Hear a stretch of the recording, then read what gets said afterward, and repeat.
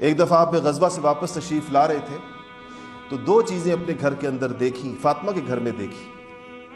ایک دیکھا کہ آپ نے ایک پردہ لٹکایا ہوا ہے، ریشمی پردہ دروازے کے اوپر آپ ہی کے استقبال کے لیے، اور ایک آپ نے چاندی کا کنگن پہنایا تھا حضرت حسن رضی اللہ تعالیٰ عنہ کے ہاتھ کے اندر۔ رسول اللہ گھر کے اندر تشریف لائے اور یہ دونوں چیزیں دیکھی تو خاموشی سے پلٹ کر واپس تشریف لے گئی۔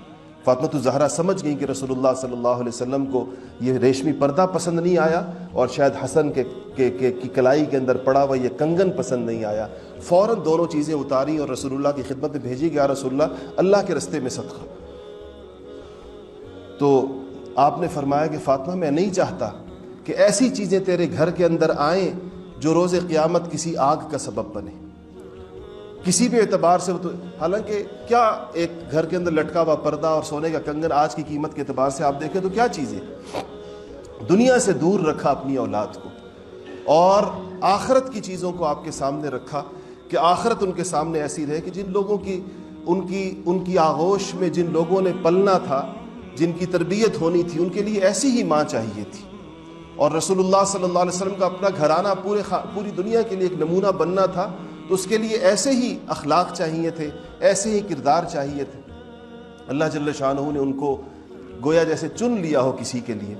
ایک چیز اور مورخین نے لکھی ہے کہ رسول اللہ صلی اللہ علیہ وسلم نے ایک دفعہ ایک شخص آیا اور آپ سے کہا، اس نے فریاد کی کہ کہا یا رسول اللہ مجھ سے زیادہ، اپنے قبیلے کا نام لیا کہ میرے گھر کے اندر مجھ سے زیادہ میرے قبیلے کے اندر غریب کوئی نہیں ہے۔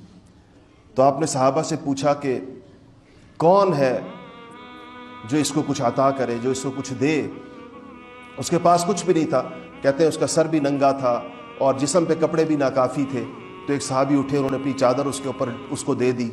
کہتے ہیں کہ ایک اور صحابی اٹھے، انہوں نے اس کے سر کے اوپر اپنا عمامہ رکھ دیا، آپ نے کہا اس کے سر کو کون ڈھانکے گا؟ ان کا سر ڈھانک دیا۔ پھر آپ نے پوچھا کہ اب اس کو کھلائے گا کون؟ تو سلمان فارسی نے کہا، ان کا اپنا بھی کوئی گھر نہیں تھا، سلمان فارسی کا مسجد میں رہتے تھے، تو انہوں نے کہا کہ یا رسول اللہ میں صحابہ کے گھروں کے اوپر لے جاتا ہوں اس کو، جس کے گھر میں کچھ کھانا ہوا وہ اس کو کھلا دیں گے۔ تو کہتے ہیں مختلف گھروں سے ہوتے ہوئے اس دن قدرت اتفاق کی بات تھی، عسرت کا زمانہ تھا کہ جن گھروں سے وہ گھومے کسی گھر کے اندر بھی کچھ نہیں تھا۔ تو جب وہ آئے تو فاطمہ الزہرا کے دروازے پر پہنچے اور فاطمہ سے کہا کہ آپ کے ابا نے اس کو بھیجا ہے کہ اگر اس کو کچھ گھر میں کچھ کھانے کو ہو تو اس کو کھلا دیں۔ تو فاطمہ نے فرمایا کہ آج تیسرا دن ہے، ہمارے گھر میں بھی فاقہ ہے اور میں ابھی حسن اور حسین کو بھوکا سلایا ہے۔ تو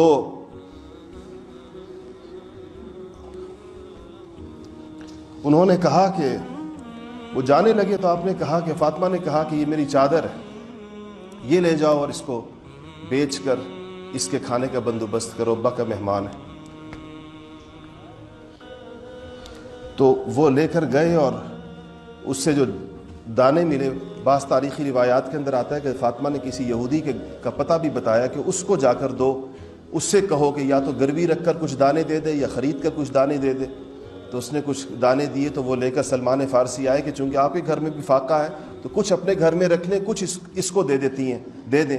تو آپ نے فرمایا کہ ہم جب کوئی چیز اللہ کے لیے نکال دیں تو پھر اس میں سے اپنے گھر کا حصہ نہیں رکھا کرتے، اور یہ کہہ کر وہ سارا کا سارا اسی مسکین کے حوالے کیا۔